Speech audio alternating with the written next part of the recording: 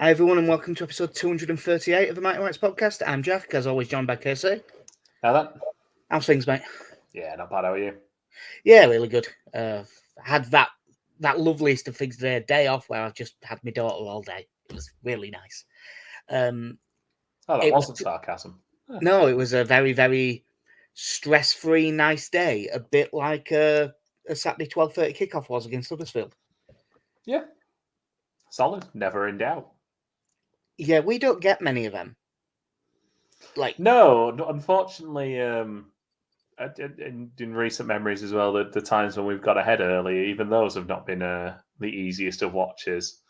Read Bournemouth last year, but no, very comfortable. I know. You kind of going into these games, you always think something could be, something could happen out of the ordinary, but there was little to no resistance from the dog botherers. Yeah, I think really, if we'd have been speaking to more non-Leeds fans before the game, I think it probably went exactly how everyone expected. It's just we're such a pessimistic fan base. But you start talking yourself into, well, it's Leeds, we find ways to do it. But there's a reason we were like 1-4 before the game.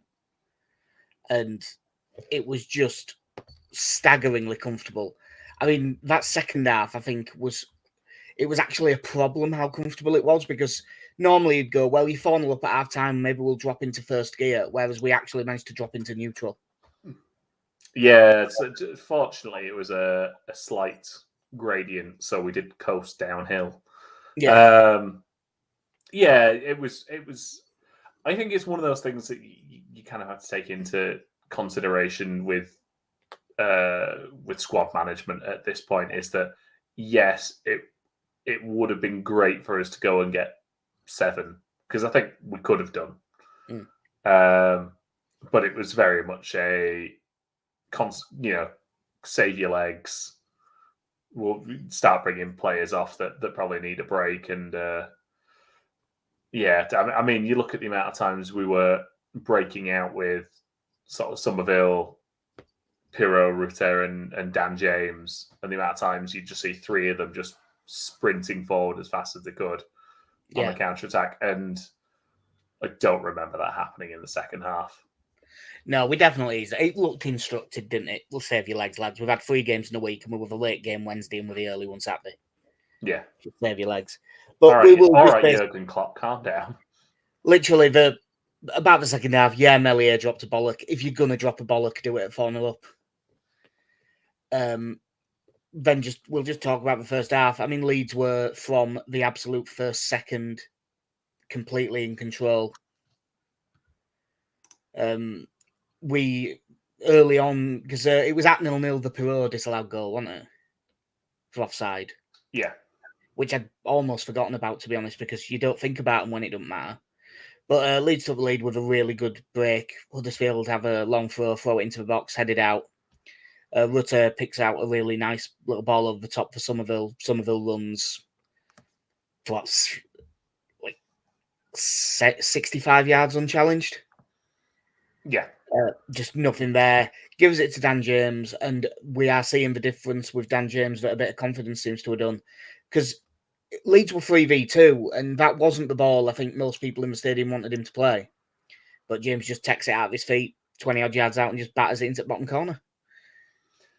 Yeah, it's a really confident finish from James as well. You know, you're talking 20, 22, 23 yards out. It's just really not. I just expect at this point Dan James to just absolutely leather it as hard as he can and it go anywhere. But it was a really nice inside of the foot finish of curling it into the corner. Because, I think there's a lot of people who would look at that situation and think, not Dan James. But he took it so well. And to be fair, at this point, I'm really happy for him, because this is the best he has played probably since he left Swansea. Yeah, I mean, I suppose you could argue. I don't remember all the details of the performances, but he did actually start like a house on fire for Scum. He scored in his debut, but it didn't last all that long. But that was really good. The second goal, it's all about Somerville. Pirro plays it out to him on the left, and he just stands his man up, does like 4 or 5 step overs where, you know, the ones where you don't touch the ball and you still beat the man. Yeah. Just completely sets him off, cuts inside, and hits an admittedly quite weak shot. But it still trickles in past the keeper who's a little bit unsighted. It reminded me a lot of Firpo's goal against Southampton last season, where just didn't catch it, but because it went through legs and everything, it still creeps it. Yeah, I think it's the centre back that really does it for the keeper. It's that glorious moment as well as when you watch it back of the defender trying to close his legs in time. Yeah, and just can't. He is just someone I could watch all day at the moment. You know when you're watching someone who's just loving their football. Yeah. Having a great time with the one person who still wants to do dances with Willie Nonto. Yeah. I finally, because Ava's been in such a good mood today, I did actually have time to play maybe an hour's worth of the new FM today. And it's disappointing how not great Somerville is. It's quick, but they haven't. At this rate, the January update is going to be interesting for him because he's looking unbelievable. The third goal, which I think was probably my favourite of them, really, even though there was flaggy things in the other, but Somerville breaks through again, and you see Dan James running alongside him, and he's running quick, and then he just puts the afterburners on, and just fucks off past the defenders. Weight on the pass is perfect, but the reason I love it is that there was way more power. It was probably more difficult, James's first goal, but this was one-on-one, calm, perfectly in the corner. It was like, it wasn't just that it was a good finish, it was a perfect finish. It went in the exact spot that it should go. And where we were in the ground, you were directly behind it. I think it's been underrated how good a finish it was. Yeah, again, it was just deadly watching those go forward like that on the break. And again, Dan James, it was quite nice to see him receive it in a similar position, probably 3-4 yards closer to goal. Keeper comes out and he just calmly just gets it over the top of him and into the far corner this time. And I think ultimately, even from the start of this season, it's really nice to see that sort of composure where when he's taking that touch, I now have the belief like, oh no, he's got this. Yeah, he's still never going to be the best technical player there, but he looks so much better for playing every week and getting confidence. And he's basically managed to get himself to where, other than fitness concerns, he's basically undroppable at the minute, James. And when you consider the options we have for wingers, that's really saying something. Yeah, because I don't think the talk at the start of the season was ever where Dan James and another playing wide. It was always, well, it'll be Nonto and Somerville. Well, let's be honest, it was Nonto and Sinistera. Not Sinistera, yeah. And I think when he came into the team with the absences for varying reasons and injuries, I think back to the Birmingham game away where it was classic Dan James of, he's got the last thing's gone wrong, but my God, he's fast. And like you say, the fact he's playing week in, week out now, it is really, really helping him out as well. You can see his confidence is there. Yeah. And his decision making is greatly improved at this point. To the point where you look at someone like Nonto on the bench and you just think, well, you'll have to stay there. Yeah, well, I mean, Nonto came on in the second half and it wasn't terrible or anything, but it came into a flat game and was flat with the rest of them. Yeah. You're not going to work your into side doing that. And just on the stroke of half time, Leeds made it 4. Rutter plays a little 1-2 with, if I remember right, it will have been with Sam Byram. Knocks it down the line, has the beating of, I believe that one was Tom Edwards again, who had the sort of half where it's hard to recover from that one. It was every bit of a 2 out of 10 performance, because it's like getting a 10 out of 10. It's very difficult to get a 10. It's really difficult to get a 1. And he was a 2. Rutter drives into the box, pulls it back for Somerville. And Somerville, remember that thing that I said about Sarah's goal for Norwich? Where you're there going, yeah, it's brilliant feat, but there is players around and no one's actually going to try and win the ball. Well, this was the Leeds version. I just said, oh, great feat, Somerville, fantastic finish. When I watched it back, and there was players there, and none of them actually closed the ball down at all. The closest one to closing him down is Dan James, who has to jump out the way. Yeah, Somerville in this case not only has to contend with 5 defenders in the box, but he's got to contend with his own man who's just stood there going, help. I was very glad that Rutter got the assist for this, because it was about the 4th time he'd got in down the left by beating his man and put a good ball in. I mean, Somerville should have scored like 5 minutes earlier from basically the same move. Yeah, I'd like saying the build-up as well. It was just that little flick from Byron back into it, and he just plays that inside of the football, just 6-7 yards, just 6-7 yards down the line. And again, I've spoken about players like this before. That those players who don't look quick, they just effortlessly glide past people, and that's all he did. He just went, and you could see there was no chance of catching him.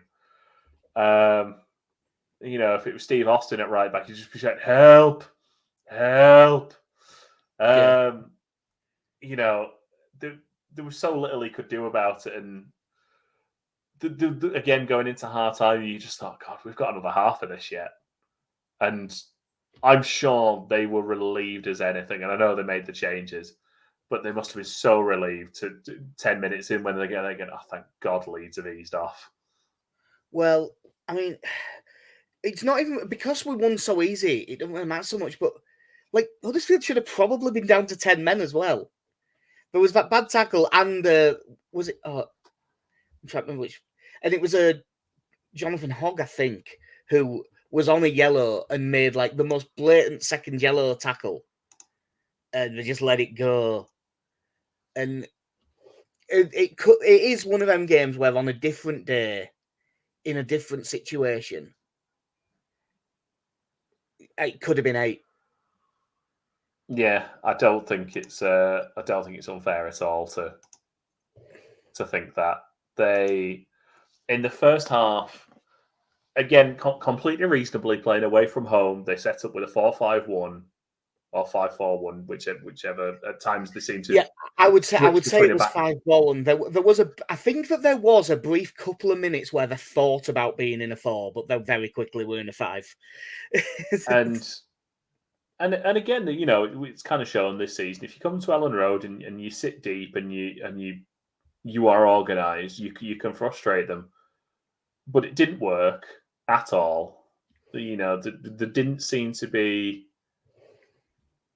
At no point did it ever look particularly crowded in the middle, or as if Rutter and Pirro. Yeah, and you're talking about having your 3 centre backs and your 2 centre mids who should be packing that middle area. And I suppose if you're of the pessimistic view, you'd think, well, there's a reason Pirro was dropping so deep, but he was just getting so much time on the ball when he came into that area. Yeah, I thought for a game where he wasn't as involved in like the key incidents. I mean, he did set up some of those goals, but it was an individual goal, really. I thought Pirro was a lot better in this game. Like, I thought there was a stat going around that I saw afterwards that he touched the ball like more than he has in any other Leeds appearance, and I can buy that. He was really getting a lot more involved than he did in previous games. Yeah, but it was still, massively outshined by the rest of the front 4. Yeah, it was quite odd because there were times when you were seeing him. I don't know. He is the deeper of the two, but he was picking it up inside our half at times. It was basically alongside Ampadu at some points. But he just had that much time to put his foot on the ball and turn and pick out a pass. I mean, the build up to is it the second Somerville goal? Is it 29 passes or something like that? Yeah, it's a lot of passes. And again, I fully appreciate the defensive tactic where you go, like, fine, have it across your back line, but we were passing into their half and there was still very little resistance. And then by the time you're into the final third, it took Routed to take one touch to get it out of his feet. Yeah. And we found the space. It wasn't as if, a lot of teams have sort of come in and packed sort of the width of the penalty area and to go, yeah, have it out wide. Grand. More power to you. But no, there was just space seemingly everywhere. Well, I think that's why the Huddersfield fans, I mean, they're also, it was, fully gallows humour and just the real, when you know your shit, you know your shit. But they should sing a song about that. I can understand why they were so pissed off at Darren Moore in that game. I quite like Darren Moore, but that was a bad example. That was a really bad example because obviously he set them up in a very defensive shape, but they also were overcommitting going forward. Like, pick a lane, do one or the other. So that's what I mean. We looked absolutely devastating on the counter attack, and we are good on the counter attack. But they made it look like we were on the counter attack. We looked like an absolutely top level side against them because they just made it so easy. It's I know it never goes long without ever mentioning his name again, but it's in terms of the counter-attacking stuff, it's the closest thing to Bielsa we've had in a while as well, isn't it? And just in terms of, right, we've got it, everyone bomb forward, off you go, lads. There was a bit of that. And just the pace that Somerville and James break at, it's going to be very hard to deal with. And I'm hoping that that's something we can make use of, because I think we're going to need that if we're going to get out on Friday. Other than the goal itself that we conceded, that's just a Melier fuck-up, it happens. I don't think there's out to say about the second half. There is, I suppose the main thing would be the reception to Patrick Bamford coming on. Yeah, which was mostly great. It was really disappointing to hear. And we were both in the ground. As far as I could tell, it was the south stand. Yes, it definitely seemed to be concentrated to a fairly small area. I am sure that there were people in other areas of the ground that booed Bamford when he came on as well. There will have been some. But in terms of what you could hear, it came from the south stand. Yeah, and I appreciate that there is a nuanced discussion to, well, I pay a ticket and I have the right to react how I want to a player. But there is also something very backwards about, we did not boo the guy who refused to play for us and threatened to try and walk out as much as he could. Mean, they did boo Nonto. Nonto got a bit lucky that his first, was it 2 games were away? But again, that has stopped very quickly. But the guy who has been part of the promotion-winning team, was leading scorer for the club, and has done nothing but give 100% for this team, is getting that sort of reaction. And yeah, it was frustrating that he took that penalty. We all knew it, but I don't understand anyone who boos someone who has been nothing but committed to this team. Yeah, like that. As I said, that thing, you pay your money, you get the right to do it. I actually agree. They have the right to boo him. I have the right to say you're a fucking moron. I think it's fair enough. There is a huge difference between the likes of missing a penalty or just not playing well, or even the fucking cup in your ears that he's done a few times. And one of the times he did it, I was like, "Oh, fuck off, Patrick." It was a bit stupid, but there's no need for the booing him. And I did like that the way that the crowd reacted to those boos was to just sing his name louder. There's no bollocks to that. That's not how we treat it. And I don't know if that's how you can treat any of those players that were part of that team that took us up. They'd have to do something a lot worse than missing a penalty. I mean, look, I am not looking to blame anyone here, but Luke Ayling is playing far worse than anything Patrick Bamford has done, and I'd be horrified if someone started booing him.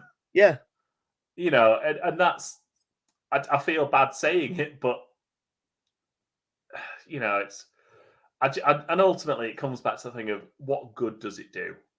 It does no one any good. Because clearly Bamford as well is a player who I think is affected by the reception he gets at times, and is a confidence player, and that isn't going to help. Missing penalties isn't going to help either, but because Bamford picking that ball up, you'd say, "Oh, it's a sign of confidence," but I think it's a sign of faux confidence. I admire it. Pretending to be confident. In so many ways, I admire the self-belief. You see, I don't think he had the self-belief. I think he was pretending to have the self-belief. It's like if I pretend to believe and then I score, then I will believe. I can't remember who it was that put it on Twitter, but they were right. They were like, once he picks that ball up, you can't really take it off him, because either if he doesn't want the penalty, you don't want your striker to not want the penalty. Like, that's no good. So, and he was like basically just saying that once he picks it up, you can't walk over and take it off him, because you're basically saying we have no faith in you. Like, it was the second he picked that ball up, we were fucked. I think your last hope is that they're doing that thing of, oh, he's picked the ball up, oh, he's handing it over to someone else at the last minute, because they're going to let the opposition wind him up and then give it to someone else. But no, like I say, it was. Bamford picking the ball up is saying, "Oh yes, this is going to make everything all okay again." Yeah, that's what I think it was. But the thing is, I want him to pick the ball up, because I want him to feel that way. But I also don't want him to pick the ball up because I have no faith in him to take a penalty. I was hoping we would get one at 4-0 up against Huddersfield or 4-1, whatever it was when he came on, because at that score, I think it's probably worth letting him take it. Because the downside if he misses it is it's bad for his confidence, but his confidence is already shot. I think the potential upside of him scoring would have been worth it. But at 0-0, no.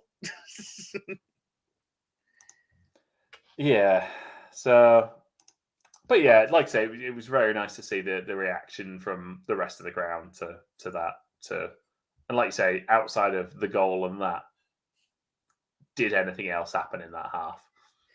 Not really. I mean, there was some attacks and stuff, but it was such a pedestrian game. Like, genuinely, I was rushing about like hell on Saturday. I had so many things to do. And after the game, my dad did say to me, "Well, I know we would never leave early because we never leave early." But he said we could have just gone home at half time here and made everyone's day easier. Yeah, we'd have all had an extra hour or so to our lives, and it's to be fair, it was quite nice of Leeds to give people the chance to just remember where their car's parked and think about other plans for the weekend, the meaning of life, time for that sort of thing. Yeah. The only thing that I wanted to briefly mention was Huddersfield town player Delano Bergzorg has a fantastic name. Delano Bergzorg. Yes. Fantastic. I don't care if he's any good or not. He should be good. That's a good name. So on to Leeds' away trip to HMS Piss The League. So yeah, Friday night, Leicester away. They're really, really good. They've played 14 games, they've won 13 of them, and lost to Hull in a game that they apparently should have walked. Yeah. I mean, the positive is they only beat QPR 2-1 on Saturday, and that was after a red card as well. But looking at the stats, literally they had 80% possession. Yeah, 80 is a lot, isn't it? So 827 passes to 209. and that's with 92% pass accuracy. Yeah. I'll tell you what, they've dominated that. And I know they've played the last half hour with 10 men QPR. But to get those sorts of numbers, it can't have been far off that before. No, and I mean, I'm not going to go back right through all the games, but like they've also kept three clean sheets? Yeah, like their last 3 home games are 3-0, 2-0, and 1-0 against Preston, Stoke, and Sunderland. None of whom are bad sides. Yeah, they've conceded 3 goals at home this season. Yeah, they've just got a really good squad. Enzo Maresca has, been rated as a good coach for a long time. And you don't know if it's going to translate, and it appears it has. Because he did like some bad jobs, didn't he, a while ago in Italy that didn't work at all, but it's working now, so fair enough. Yeah, I know they lost some quality players, but the fact they were able to keep Dewsbury Hall in there, you got James Justin in there as well. You've got a decent, but I know last season we were probably talking about Vestergaard's probably not up to the Premier League, but in the Championship. I will come on to it a bit more probably when we're talking about how the game will go, but I still think looking at their team that Vestergaard's probably their weak link. Yeah, but in the Championship he's a good defender. He probably isn't very. And again, there was always the questions about Connor Cody playing playing in a back 2. But again, in the Championship, I'm not as concerned about that as. Well, it's sort of weird because in possession, it is a 4-3-3 on paper, but when they're in possession, it isn't. James Justin it'll probably be James Justin at right back. He'll tuck inside into a 3. Ricardo Pereira goes from left back into the middle of midfield with Harry Winks. So you're basically 3-2, and then I'm loath to even say 4-1. It's basically 5. Yeah, it's basically a 3-2-5 build up, and like when you look at that set of players, like for this game, because Ndidi's injured, so he won't play. But you've probably got 4 of that Cesare Casadei, who I really wanted us to get on loan from Chelsea. He looks really good. Kane and Dewsbury Hall, who is in the conversation for best player in the league. Stefan Mavididi is a good winger. That Fatawu is good according to what everyone said. I haven't seen much of him, to be fair. And Casey McAteer, the young lad, looks really good. And then they've got like Dennis Pretz still there as well, I think, even though I don't think he'll play. So they've got a lot of options floating around behind.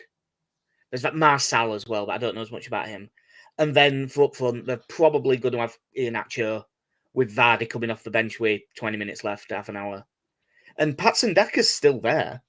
Yeah, me and friend of the podcast, Alex Benison, were discussing him earlier tonight, where they're going, he moved from a Champions League club to join these and thought, right, I can understand being behind Jamie Vardy. He's at his peak. He's probably running it down a little bit, and I'll probably start getting in the team in a year or 2. And now he's in the Championship. Yeah. Well, I mean, in theory, it was a pacey striker who's really good at running in behind and is a top-class finisher. But he's a bit bigger than Vardy and probably slightly better in the air because of it. It made all the sense in the world as a Vardy replacement. Yeah. It just didn't happen. I mean, he scored 4 goals in the Europa League game for him. Yeah. But yeah, so in possession, they end up with that build-up structure. So they're going to be really... Obviously, they keep the ball really well. They've also got loads of options in the final third. So I think Ampadu is going to have to be deep in this game a lot to help out, both when we have the ball and out of possession, because he's going to have to chase back with someone, probably Dewsbury Hall. But also, when they press hard and aggressively. And from everything I've read and from a quick listen to a couple of other things, they've been pressing with a front 2 normally. So if they're going to press onto Rodon and Strauch, probably Kamara and Ampadu, they're going to have to be really involved around if we're going to try and play his way out. And I basically think we need to not be afraid of hitting long balls into the channels in this game and letting Somerville and James get after it, or Rutter. I don't think he's going to do it, or you play Bamford instead of Pirot and it gives you an outlet. Yeah, one of the big concerns as well is, and obviously we're doing this, we've not had any team news today, have we? Press conference today, they were worried about Roden, Byram and Somerville, but all should be fine. Yeah, I think for me, Roden was one's back. Yeah, I think Roden for me was probably the biggest concern.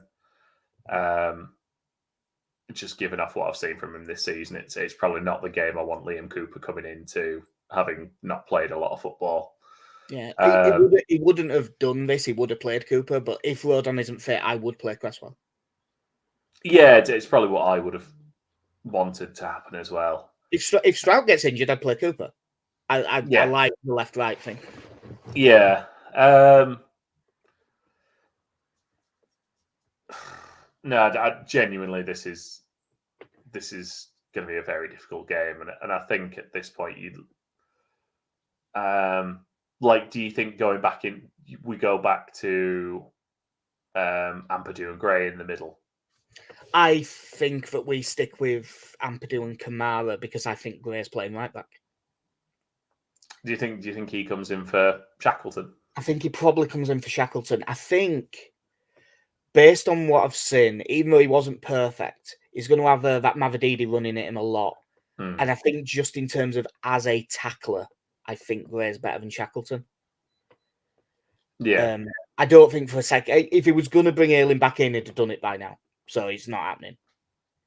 No, I think if he was going to do that, especially Huddersfield would have been the game to do it. Yeah, so I think it'll be Gray at right back. My sort of bit of hope in this is how good we looked on the counter-attack. Because I think in this game, we're going to need to be good on the counter-attack.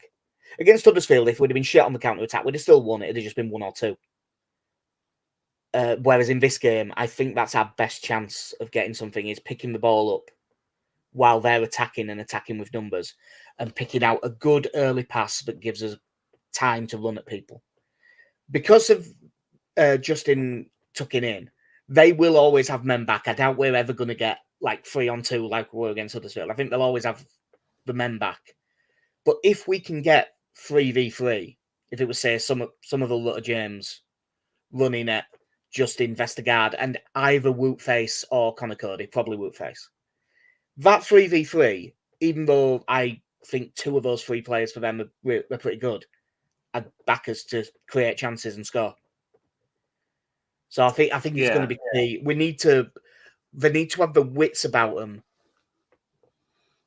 just finding those passes to force quick transitions in this game. Yeah, I think you're right. The key is going to be, I think, that first pass out of defence on the counter attack into, the likes of, and to be honest, it might be Peru again, and how quickly we move it from that sort of almost holding midfield space into your sort of counter attacking players. Because we said against Huddersfield, they had so much time in that space. You were able to pick out these passes. Yeah. That's not going to be the case in here. You look at those central players that'll be in that area. I know he's not everyone's cup of tea, but you've got Harry Winks in there as sort of their probably deeper lying midfielder. Yeah, he'll be the midfielder that stays in, and Pereira will move from full back in alongside him. Yeah, I mean, Ricardo Pereira shouldn't be playing in the Championship. It's just, I know he had a bad injury, and that's probably the only reason why it's happened. But it's ridiculous. And it's not just them. We've got some of them as well. Somerville shouldn't be playing in the Championship. Rutter shouldn't be playing in the Championship. Ampadu should not be playing in the Championship. Yeah. That's what you need. We've said it before, haven't we? Going back years, before we actually came up, you need, if you want to get promoted, you need some Premier League players, and both of these teams have them. I think looking through the squads, they've probably got slightly more. Yeah, they're a very scary looking team at the moment, aren't they? The hope I have for them is that they get a fantastic result in the FA Cup third round, and it completely puts them off for the remainder of the season, and they drop what looks like an insurmountable lead to finish second somehow. Yeah. The problem, of course, now, Casey, is that if they did go to Old Trafford in the FA Cup third round and won, everyone would go, yeah, sounds about right.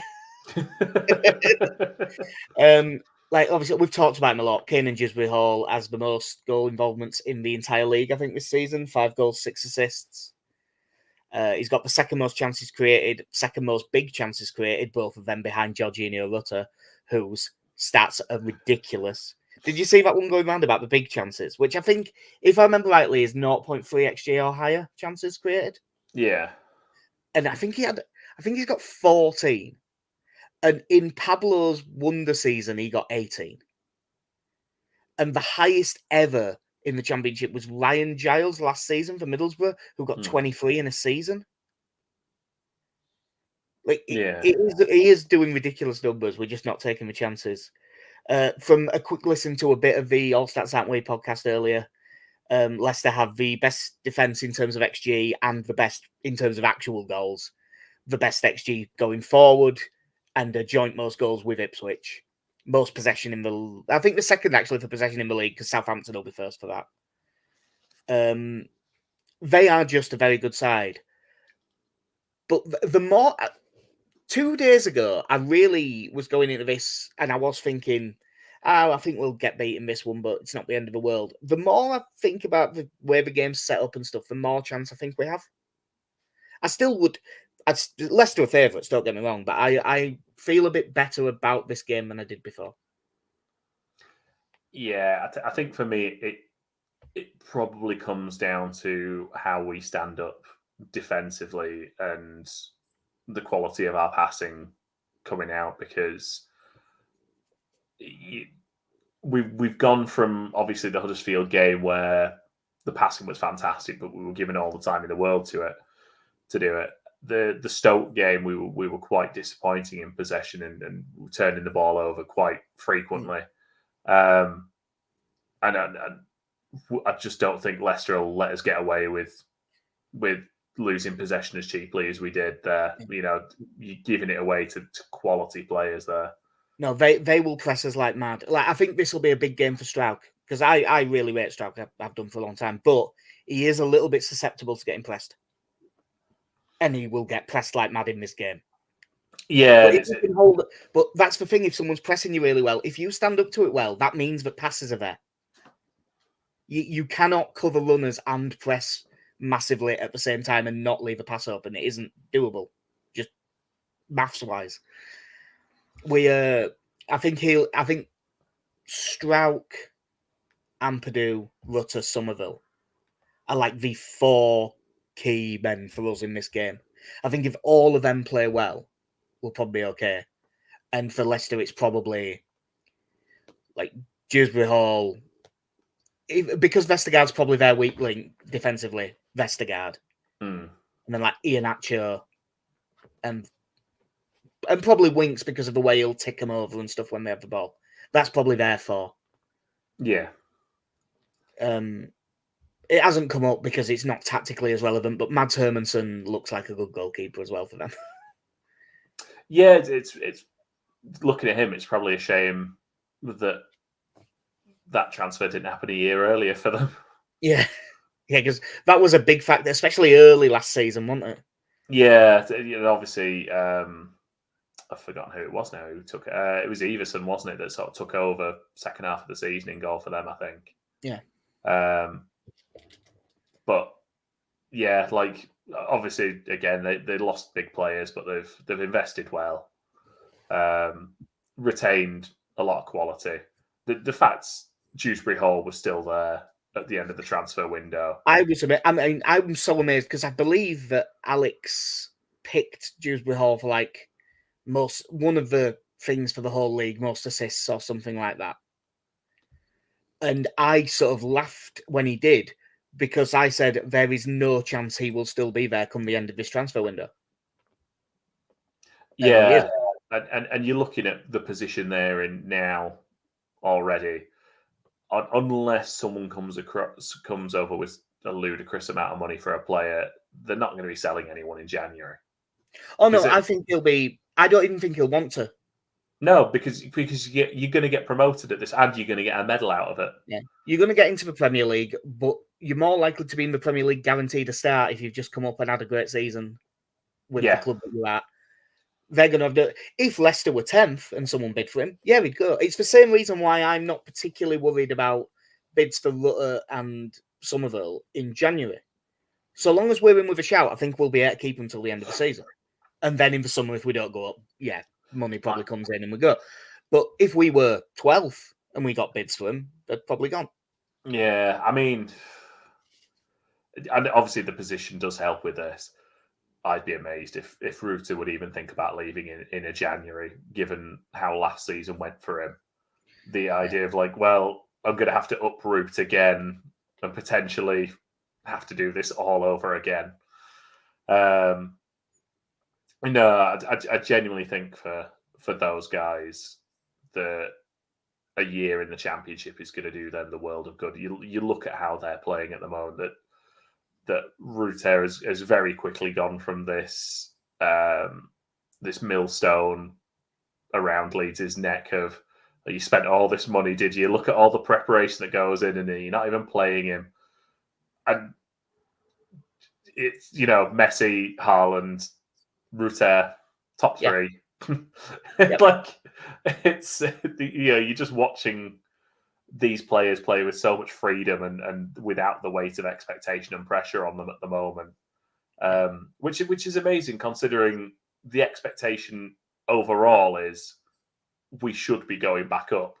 Yeah. Well, speaking of pressure, you've taken us into this comment from Nick really well. I do think the pressure is on Leicester. They've won so many on the bounce. We're away from home. Been a bit up and down.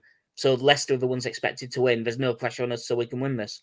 I think there's some truth to that. There's never no pressure on Leeds except for like Man City away. There's never no pressure on Leeds. But I do agree that most of the pressure for this game is on Leicester. The problem is they have got such a lead that it's not a disaster if they get beat. There'd be loads of pressure on Leicester if they were 6 points ahead of third. But because it's like, what is it now, 14 or something? Yeah, 14 points ahead of us. It's enough of a lead to take a little bit off, but there's still a lot more pressure on them than us. And Michael Brad said the thing about that Leicester managed to keep the core group of players, but Leeds and Southampton had loads and loads of turnover. So they've hit the ground running a bit more. And, I think that's fair. Like, Leicester, they have had a squad turnover, but not as much as us. Like, if I look at their probable starting 11, keepers new. James Justin was there, but was injured a lot. Vestergaard was there. Face was there. Pereira was there. Winks is new. Cassidy is new. Jusby Hall was there. Fatawu, Mafadidi are new, and Iheanacho. So, that's like 7. Yeah. 7 of 11 with our last season. Like that's a pretty good retention. Yeah, and none of their stuff was being dragged out till the end of the transfer window either. It was all they did do it early. It was all done fairly timely. There is a touch of jealousy when you see how well they've started. Yeah, well, everyone should be jealous of the way they've started. But it's not for the second tier, I don't believe. But definitely since it became called the Championship, it's the best start anyone has ever had. Yeah. And it wouldn't shock me if it's the best one since like 1930. Is there anything that you would...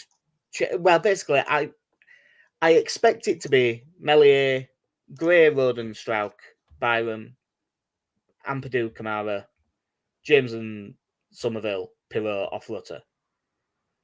Do you think it'll be anything different to that?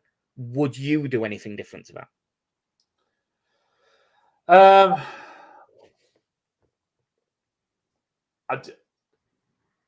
am getting to the point where there is part of me thinking I don't want Archie Gray to become a right back. like we've already got Jamie Shackleton, who's already made that conversion. But I don't know. I wasn't massively taken with Gray against Stoke at right back. I suppose the trade off between the two of them is that you've got.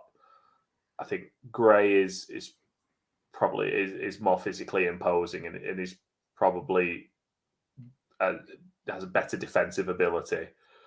Obviously, with Shackleton, you get the pace, which as a fullback, I think in this game will be quite important. And also, I think if you play Gray in central midfield, you've probably got two midfielders who play it a bit deeper than Kamara likes to.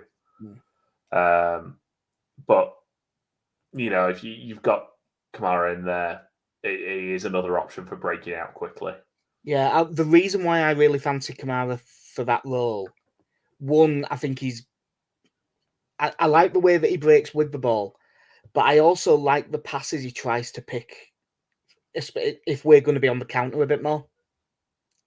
I think he'll probably, because he's in my head, I feel like he's slightly more likely to give the ball away than Gray, but the stats do not back that up. Like his passing stats have been really good, really high. So I quite fancy Kamara, and I just think because we're going to be off the ball a lot, I think he offers slightly more defensively, and just that bit of experience in there, I think is probably good for this game. Yeah, I would be so tempted not to play Perot in this game. I really would. It's the same as that Southampton game. I said it before that one as well. I just because I'm worried that Leicester are going to have 60% of the ball, and then we're basically going to be defending with 10. All it means is basically if we do play Perot, which I think we will, we cannot properly press high. Yeah, because if we do, they are good enough. They will just play the way around, and suddenly you'll have 5 against 5 going that way, and we'll be in trouble. I'd be tempted, but I probably would leave Perot in as well, because you might only get 2 big chances, and if he gets one of them, he'll probably take it. Yeah, yeah. I think you're right. I understand why you would probably want to have someone like Bamford in there, and to be honest, for a longer period of the game, I would be very interested to see how it works with him and Rutter. I'll tell you what, if Jed Spence was fit, that'd change things, because then I'd probably put Gray at like 10 or Kamara at 10, whichever way around they want to do it. Yeah. I'd probably play the 3 midfielders then if Jed Spence was available to play right back. We can dream.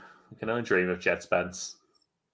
He'll play for us one day. And I know he has actually played, but he'll, properly play. But yeah, I'd be very surprised if there's, outside of Shackleton and Gray, I'd be very surprised if there's more than one change to this team, other than injury permitting. Yeah. Christ, if Byram doesn't make it, I'm terrified. Yeah, I was just about to say the same, because as much as I think Rodon might even be a slightly bigger miss, but at least if he don't play, I know what I'd do, and I know what I think Fark will do. I think Fark will bring in Cooper, and I would bring in Cresswell. If Byram isn't fit, is it like Gray right back, Shackleton left back? Yeah, probably. And that, as much as I like both those players, that doesn't seem like a great position to be in. No, he did. He has taught. I think it's probably been more when we've ended up with like 3 at the back that Strauch has played a bit wider. But yeah, I really wouldn't want us to be in that situation. Yeah, I'll put one last comment on before we get predictions. Like I was saying, if Leeds start the match against Leicester as we did against Norwich and Stoke, can't see anything. Yeah, that's true. I think that we need a good start. I mean, Leeds always need an early goal. Like, we could be playing against Dog and Duck. If we didn't get an early goal, we'd probably start panicking. But you can't afford a bad start against a team this good. Because if they get one early, suddenly you're chasing the game and they're good enough to pick you off. Predictions have, well, Connie, as usual, hasn't got away from work and stuff in time. So I've gone Leeds' win that is the shortest odds, which is a 2-1 win, because that's what he will end up. He will end up going for a win. I'll let him change that and put it on Twitter if he does. Alex has sent in 3-1 to Leicester. I have got 2 apiece. Oh, I had 2 apiece as well. Well, I mean, you have the right to change your mind, but if we're both going 2-2, then fair enough. No, yeah, I can't see. 2 days ago, I had this as like 3-1. 2 days ago, I had this at like 3-1 Leicester. But just us on the counter attack looking that good has made me think that we're going to. I've no doubt that Leicester will score a couple, but I think we might as well. Yeah, you're sort of hoping it turns into one of those. In my head, I'm hoping this is going to be essentially 5-on-5 in each half of just that attack and defence, and there's not really much of a midfield in the way. The Man City 1-1 against Man City. Yeah, just I have never seen a game like that. No midfield for either team for about 25 minutes. And then what was it? Did Man City bring on one central midfielder and then dominated the game for like 20 minutes? They bring on who was it now? They bring on like Fernandinho or someone like that? This is stupid now. Because both teams were playing 5-0-5. It was amazing. But yeah, that will do us. Obviously, it's on telly. This is probably going to be a pub job. Again, if we had this game, well, I mean, I haven't looked up when the return fixture is. We will have this game back end of the season in all likelihood. But I'd be nervous about it back end of season. Because it's November, I'm looking forward to it. Yeah. I think that this has a chance of being a really good game. I mean, us and Ipswich was. Yeah. It's weird. I think because it was very early on, the Ipswich game doesn't feel like we were playing a team that were really actually competing to win the league at that point. Whereas now you look at the position they're in, and you kind of can look back at that and go, no, that was actually a brilliant result. Well, what is it? They've lost like 1 in. It's something like they've lost like 3 out of about 50 games or something, haven't they? It's like. Yeah, we play Leicester at Ellen Road on the 24th of February, and obviously that will change. That will be on TV. Yeah. But yeah, that will do us then for episode 238 of the podcast. It'll be a very interesting game. This probably quite. I'd say I'm looking forward to it now. Probably quite high stress once it kicks off, but I am looking forward to it. So, unless you've got to add, Casey? No, I think we're all good. Cool, nice one. Well, in that case, I've been Jack. See ya.